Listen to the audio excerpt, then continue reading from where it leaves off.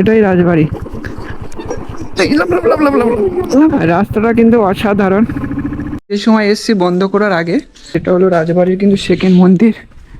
Hello বন্ধুরা, কেমন আছো সবাই? আশা করি প্রত্যেকে আছো ভালো। টাইটেল আর ট্রেলার দেখে তোমরা বুঝে গিয়েছো আজকে ভিডিওটা কি নিয়ে হতে চলেছে। ফটাফট চ্যানেলটিকে সাবস্ক্রাইব করে নাও আর ভিডিওটা এনজয় করতে থাকো। একটা গান করে দেখি সুন্দর, ওই হিন্দি একটা গান, হিন্দি।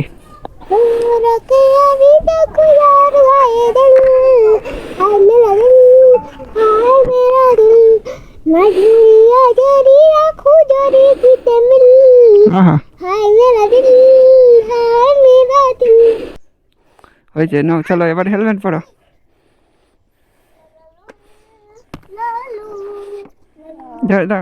পিছন থেকে আগে পড়াতে।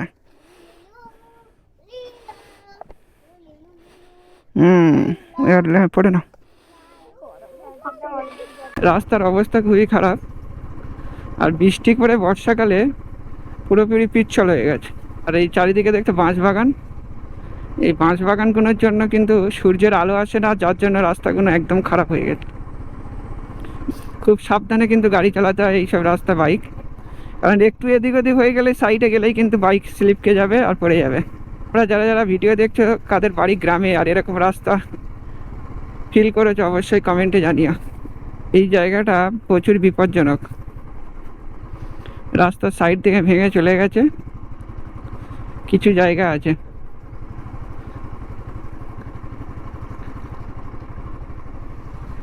আর এখন আমি যে গ্রামতে যে যাচ্ছি, গ্রামটার নাম হলো শ্যামলাবাদ। দেখছো, বিশাল ডেঞ্জারাস রাস্তা। এই রাস্তাটা প্রচুর ডেঞ্জারাস। একটু এদিক ওদিক হয়ে গেলে চাকা কিন্তু স্কিপ করে যাবে। আর এর সামনে আবার মাটির রাস্তা। এই পর্যন্ত ঢালাই হয়েছে, তারপর পয়সা শেষ হয়ে গেছিলো, ঢালাই করতে পারেনি, মাটি দিয়ে চালাচ্ছে। আর এই গ্রামের কিন্তু এটা মেন রাস্তা। আবার সাইডে বাঁশ গেড়ে রেখেছে যাতে বড় গাড়ি না ঢুকতে পারে, এটাও একটা চাপ। বর্ষাকালে এইসব রাস্তা গাড়ি চালানো একটু চাপের ব্যাপার। ও মাই গড, অ্যাডভেঞ্চার করলে এইসব রাস্তায় অ্যাডভেঞ্চার করতে হবে।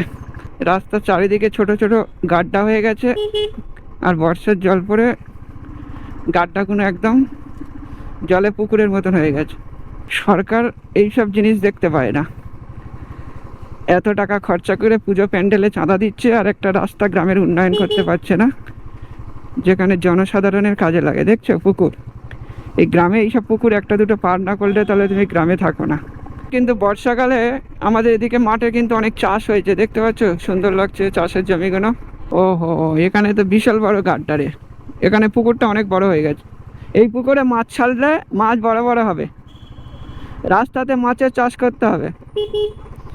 এখন আমরা চলে এসেছি ট্যাপরপাড়া, আর এই ট্যাপরপাড়া থেকে কিন্তু ভিতরে 8-9 কিলোমিটার দূরেই কিন্তু আমরা ছিলাম। আর এখান থেকেই পিছনের দিকে চলে গেছে মংলামারো হয়ে বাজকুল, আর আমরা সোজা যাব এগরা। আজকে যে জায়গাটা যাচ্ছি সেটা হলো কোচেটকর রাজবাড়ি। আমার বাড়ি থেকে ডিস্ট্যান্স হলে 300 কিলোমিটার, কলকাতা মানে আমার বাড়ি যেখানে আছে, সাউথ 24 পরগনা যেখান থেকে। বাট এখান থেকে 20 কিলোমিটার লাগে। তো অলরেডি আমরা 8 কিলোমিটার কিন্তু সেই রফ রুট, যেমন লাদাখ গেলে যে রাস্তাটা আমাদের ফিল করতে হয়, সেরকম রাস্তা কিন্তু আমরা পার হয়ে এসেছি। আর এখন কিন্তু অনেক স্মুথ রাস্তা পেয়ে গেছি।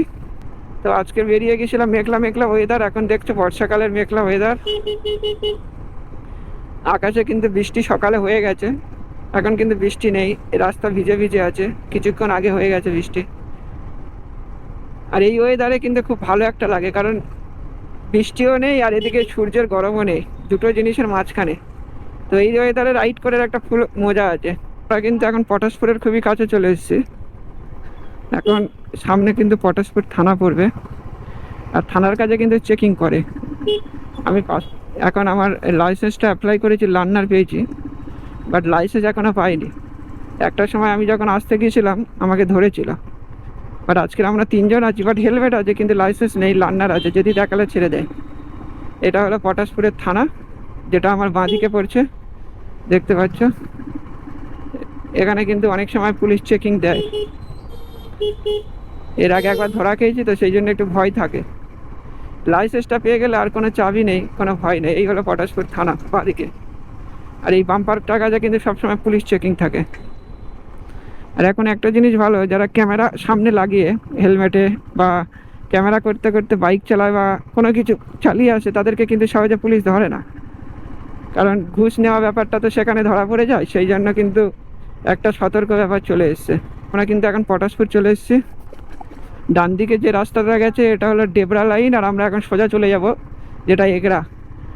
এখান থেকে মোটামুটি আর 7-8 কিলোমিটার লাগবে আমাদের কোচেটগড় রাজবাড়ি যেতে। তোমাদের কেমন লাগছে আজকের রাইডটা অবশ্যই কমেন্টে জানিও। নেক্সট একটা কিন্তু প্ল্যানিং করছি একটা বড় ধরনের রাইড করার, কিন্তু সময়ের জন্য আর ছুটির জন্য কিন্তু আমি করে উঠতে পারছি না। কারণ বাবু মশাইকে নিয়ে একটা প্ল্যানিং করেছিলাম পুরুলিয়া যাওয়ার। 18 তারিখে ডেট কনফার্ম হয়ে গেছিলো, বাট যেহেতু হোটেল লাইনে কাজ করি ছুটিই পেলাম না। দেখেছো গাড়িটা কীরকমভাবে ঘোরাচ্ছে, মানে রাস্তাগুলো নিজের বাবার মনে করে।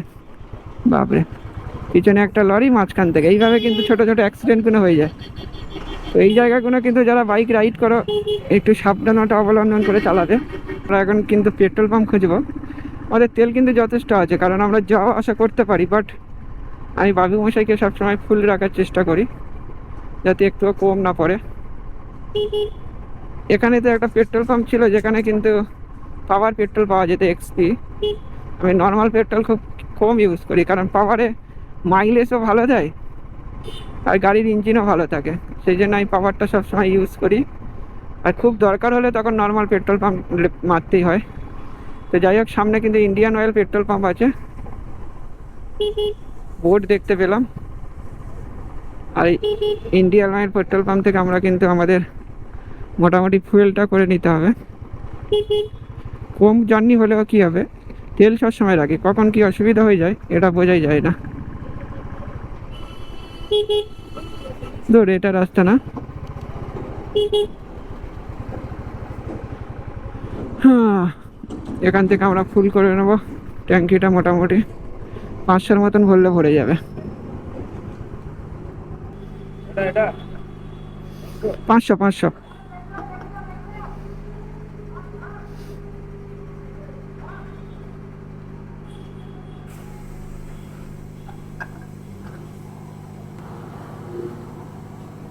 500 তো ট্যাঙ্ক ফুল হয়ে যাবে। ক্যাশ দাও, ক্যাশ দাও, ক্যাশ দাও।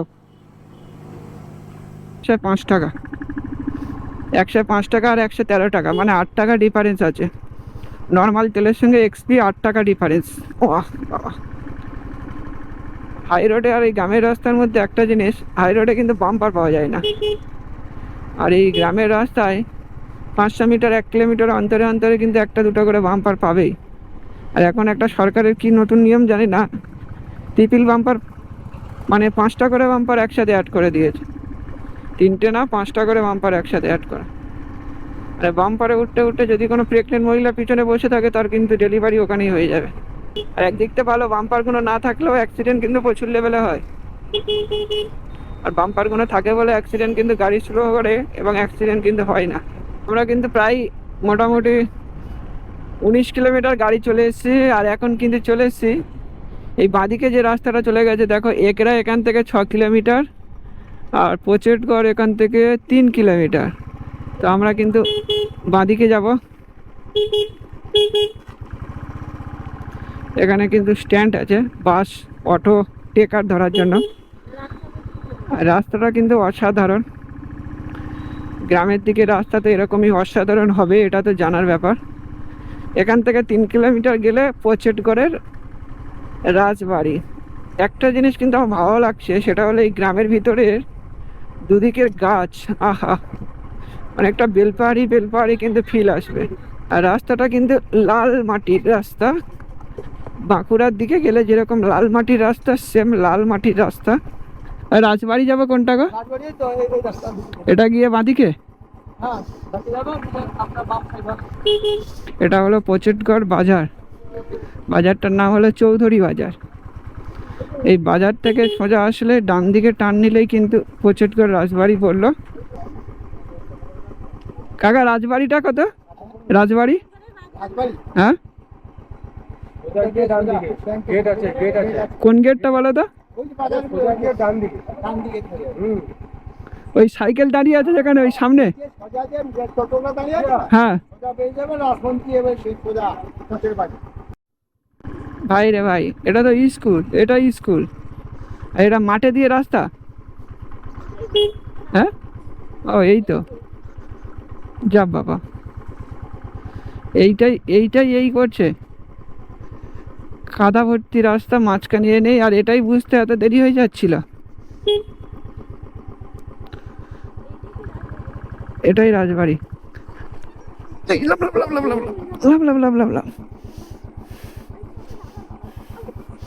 আমি ভাবছিলাম যা হবে, এখানে বাইকটা পার্কিং করতে হবে, যাবে না, এইখানে বাইকটা রাখতে হবে, কাদা যাওয়া যাবে না, স্লিপ খাবে, বুঝতে পারলে।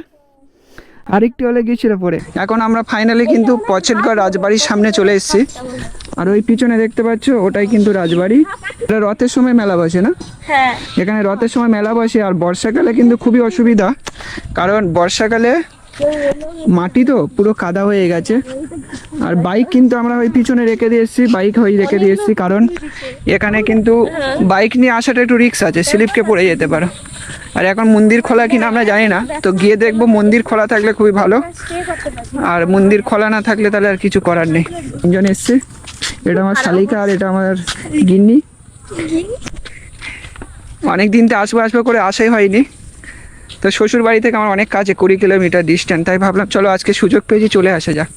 পুরনো পুরনো হয়ে গেছে, রং টং করেনি অনেক দিন ধরে, আর এর নাম কিন্তু অনেক শুনেছি।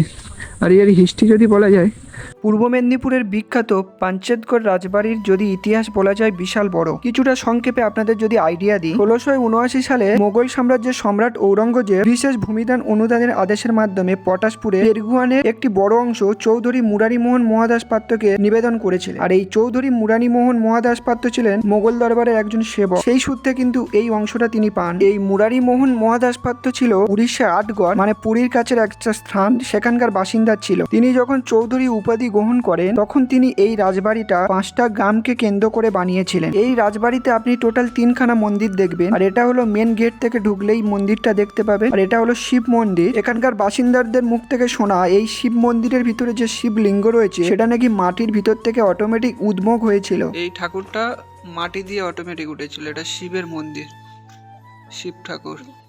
আর এই মন্দিরটা হলো নারায়ণ দেবের মন্দির, যেটার পুজো এখন হয়ে গেল এই মন্দিরটা।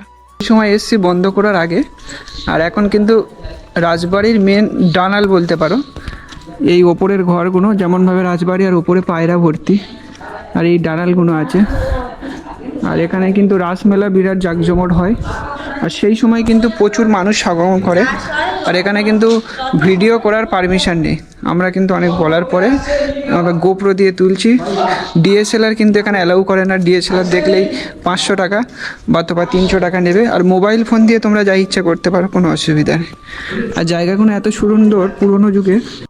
আর এই সেকেন্ড একটা মন্দির, ফার্স্ট মন্দির তো দেখালাম, আর এটা হলো রাজবাড়ির কিন্তু সেকেন্ড মন্দির। দেখতে পাচ্ছ ওপরে কিন্তু সুন্দরভাবে ফ্ল্যাগ দেওয়া আছে। আর এই মন্দিরটার এখন কিন্তু ঠাকুরমশাই গিয়ে পুজো করবে।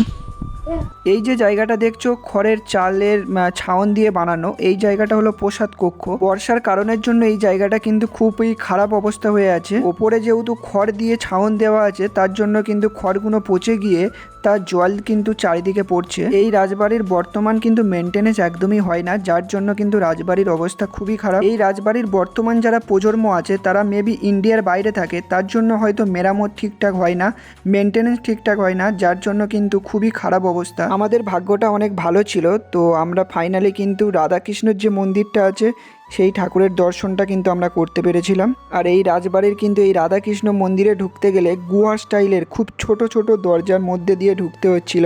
এই রাধাকৃষ্ণর মূর্তিটা পুরো সোনার অলংকার দিয়ে মোড়া ছিল। তারপর আমার চোখে পড়লো পুরনো যুগের এই ঝাড়বাতিটা, যেটা দেখতে অসাধারণ ছিল। পুরো ঠাকুরের পুজোটা আমরা কিন্তু সামনে দাঁড়িয়ে দেখলাম। এখন কিন্তু ঠাকুরের পুজো দেওয়া কমপ্লিট হয়ে গেছে দুটো মন্দির, আর এই এরিয়াটা কিন্তু খুব সুন্দর লাগছে, এখান থেকে পুরো ভিউটা আলাদা লেভেলের। আর এখন সব গেট কিন্তু বন্ধ আছে। এই মন্দিরে মদনমোহন মন্দির, এটা এই মন্দিরে যাওয়ার জন্য তোমার ভিতরে এই গেট দিয়ে যেতে হবে। এখন সব গেট বন্ধ, গেটগুলো বন্ধ করে দিয়েছিল, আমরা ওখান থেকে কিন্তু ঠাকুরের দর্শন পেয়ে গেছি। আর এখানে সুন্দর ঝাড়বাতি আছে, রাতের বেলা সুন্দর লাগবে আরো। বর্তমানে যদি এই রাজবাড়ির বয়স দেখো 350 বছরের পুরনো একটা রাজবাড়ি। আজ হয়তো এই রাজার কোনো পরিবার এখানে থাকে না। সত্যি কথা বলতে আমি যদি এরকম একটা রাজবাড়িতে জন্মগ্রহণ করতাম তাহলে অবশ্যই এই ঐতিহ্যটা আজকের বাঁচিয়ে রাখার চেষ্টা করতাম। সুন্দর একটা গ্রামের মাঝখানে সুন্দর একটা রাজবাড়ি, চারিদিকে খোলামেলা শান্ত পরিবেশ। এবার বলি, রাজবাড়িতে তোমরা কখন আসলে রাজবাড়িটা পুরোপুরি ঘুরে দেখতে পাবে। বছরে 365 দিন প্রতিদিনই খোলা থাকে, বাট তোমরা চেষ্টা করবে বেলা 12টা থেকে 2টোর মধ্যে আসার জন্য। এই বেলা 12টা থেকে 2টোর মধ্যে প্রত্যেকটা যে মন্দির আছে রাজবাড়ির, সেই মন্দিরের ঠাকুরমশাই ভোগ নিবেদন করে ঠাকুরকে। সেই সময় কিন্তু মন্দিরের সমস্ত দরজা খোলা হয়। আর এই টাইমের পরে যদি তোমরা কোনো সময় আসো তাহলে রাজবাড়ির পুরোপুরি অংশ ঘুরে দেখতে পারবে না। বাইরে থেকে তোমাদেরকে রাজবাড়ি দর্শন করে বাড়ি ফিরতে হবে। আর এটা কিন্তু হোমস্টে, এখানে কিন্তু থাকা যাবে প্যাকেজ হিসাবে, যারা আসবে থাকা খাওয়া সমস্ত কিছু। তো এখন হোমস্টের ফোন নাম্বার দেওয়া আছে, কন্ট্যাক্ট নাম্বার, আর এটা হোমস্টে করেছে। আজকের ভিডিওটা আপনাদের কেমন লাগলো অবশ্যই কমেন্ট বক্সে জানাবেন। আর যদি সত্যি ভালো লাগে ভিডিওটা, অবশ্যই চ্যানেলটিকে সাবস্ক্রাইব করে আমাদের পরিবারের একজন সদস্য হয়ে যান।